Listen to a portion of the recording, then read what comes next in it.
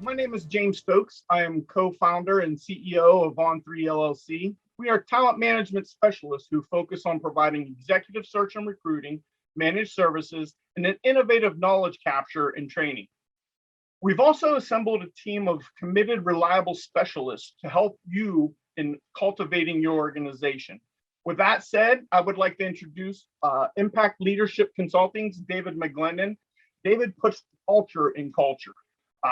He has helped companies instill culture with deliberate intent, such as waste management, BTS, and even the Ritz-Carlton. So without further ado, I'd like to introduce David McGlennen. Hey, James, great to be here. Thanks so much for having me, man. Thanks, David. Just a couple of questions. I'd like to begin and end every interview with why and why. My first why is, why do you do what you do? What is your why?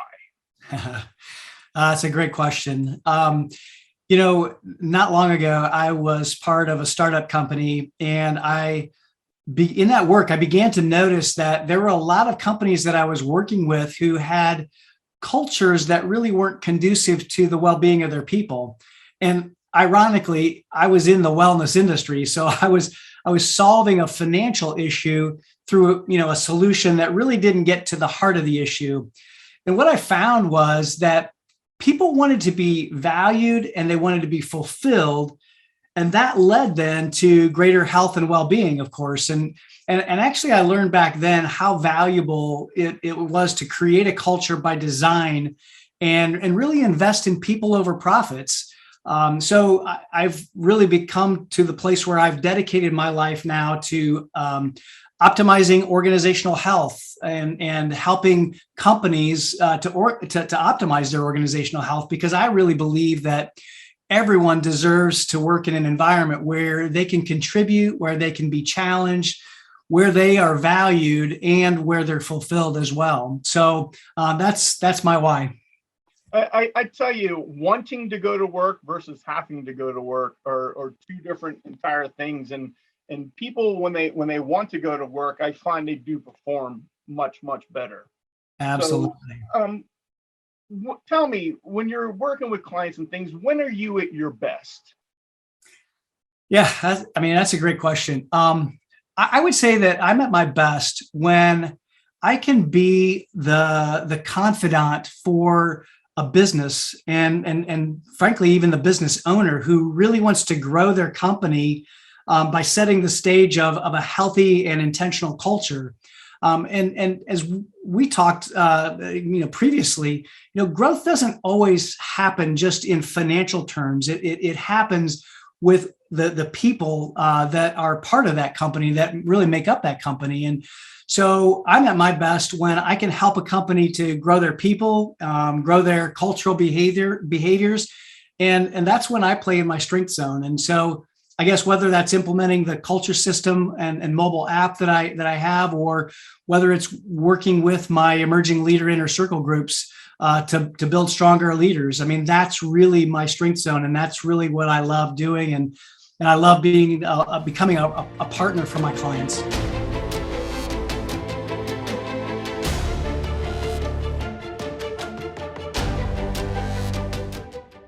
Tell me then, when you got clients that want to grow and they're bought in, when are you at your worst?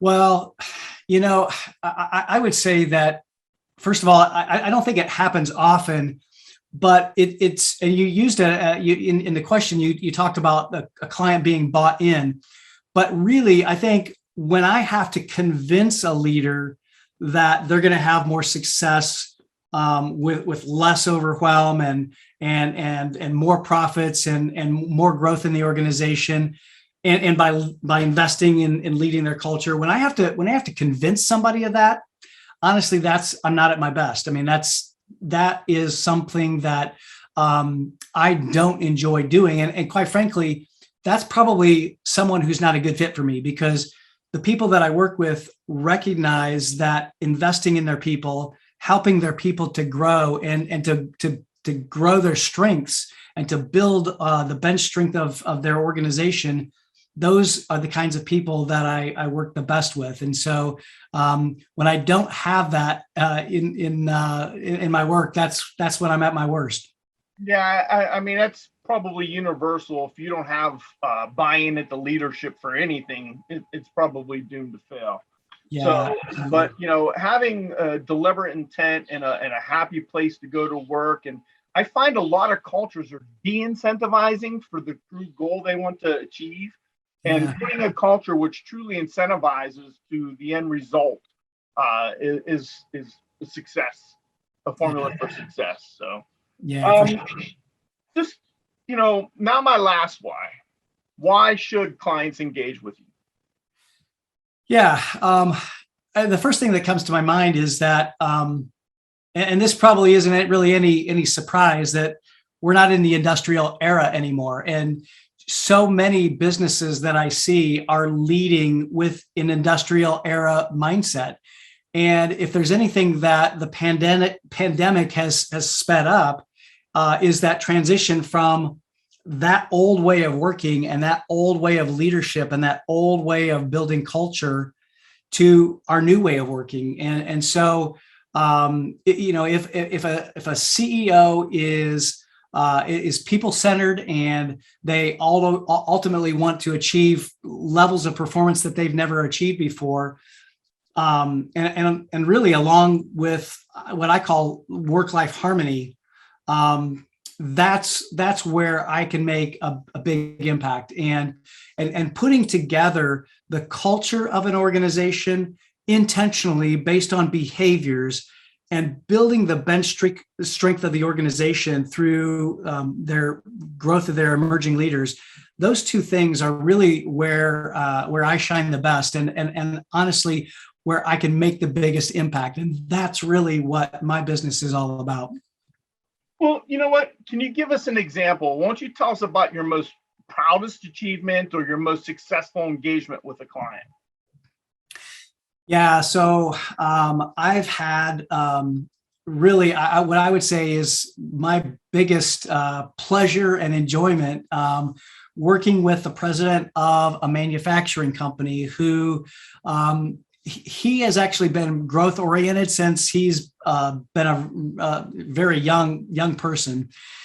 But when he took over the role as president of this organization, he decided that he wanted to lead differently. And so together, we helped not only create his intentional culture through some behaviors that we articulated, but we also created what's now my emerging leader inner circle groups. And it all started with that intentional culture growth. And it went from that to being able to grow his people and desiring to really marry process with the people so that they could kind of get that magic in the middle of really that super growth and achievement.